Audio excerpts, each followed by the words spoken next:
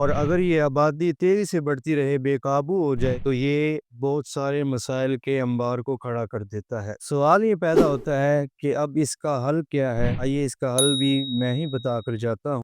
بسم اللہ الرحمن الرحیم۔ آج ہم ایک اہم مسئلے پر بات کرنے جا رہے ہیں جو خاموشی سے پوری دنیا اور خاص طور پر ہمارے ملک کو متاثر کر رہا ہے، وہ ہے تیزی سے بڑھتی ہوئی آبادی۔ جی ہاں، اگر یہی آبادی میں اضافہ منصوبہ بندی کے تحت ہو، یہ اضافہ ملک کے لیے، معاشرے کے لیے ترقی کا سبب بن جاتا ہے۔ اگر یہ آبادی تیزی سے بڑھتی رہے، بے قابو ہو جائے، تو یہ بہت سارے مسائل کے انبار کو کھڑا کر دیتا ہے۔ اس کا جو سب سے پہلا نقصان ہے وہ ہے خوراک کی کمی۔ آبادی بڑھتی جا رہی ہے لیکن وسائل بہت محدود ہیں اور مہنگائی بڑھتی جا رہی ہے۔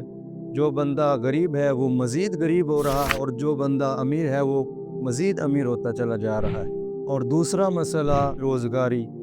جب بہت سارے نوجوان تعلیم کو مکمل کر کے میدان عمل میں آتے ہیں اور جو نوکریاں ہیں وہ محدود ہوتی جا رہی ہیں، جب نوجوان کو روزگار نہیں ملتا، وہ مایوسی اور ذہنی دباؤ کی وجہ سے بہت سارے معاشرے میں جرائم جنم لیتے ہیں۔ تیسرا نقصان جو ہے وہ تعلیم اور صحت پر پڑتا ہے۔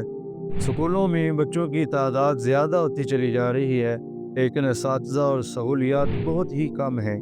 اسی طرح ہسپتالوں میں دیکھیں گے تو مریضوں کی تعداد بہت زیادہ ہوتی جا رہی ہے لیکن سہولیات، بستر اور ڈاکٹر جو ہیں وہ بہت کم ہیں۔ اس سے نتیجہ یہ نکلتا ہے کہ عام آدمی معیاری تعلیم اور علاج سے محروم ہوتا چلا جا رہا ہے۔ ناظرین، بڑھتی ہوئی آبادی کا ایک اور اہم ترین اور خطرناک جو پہلو ہے، رہائش کا مسئلہ ہے۔ شہروں میں کچی آبادیاں بڑھ رہی ہیں، صاف پانی، سیوریج، بجلی جیسے مسائل جو ہیں وہ عام ہوتے چلے جا رہے ہیں۔ اس سے نہ صرف زندگی مشکل اور دشوار ہو رہی ہے بلکہ معاشرتی زندگی میں اس کا گہرا اثر پڑ رہا ہے۔ سوال یہ پیدا ہوتا ہے کہ اب اس کا حل کیا ہے؟ آئیے اس کا حل بھی میں ہی بتا کر جاتا ہوں۔ اس کا حل یہ ہے کہ ہم شعور کو فروغ دیں، خاندان کی منصوبہ بندی کو سمجھیں اور تعلیم کو فروغ دیں، اور یہ بات تسلیم کریں کہ کم بچے خوشحال خاندان کی ضمانت ہوتی ہے، اور اسلام بھی ہمیں اعتدال اور ذمہ داری کا درس دیتا ہے۔ اور امید کرتا ہوں کہ آپ یہ میرا پیغام سن کر آپ اس پر عمل کریں گے۔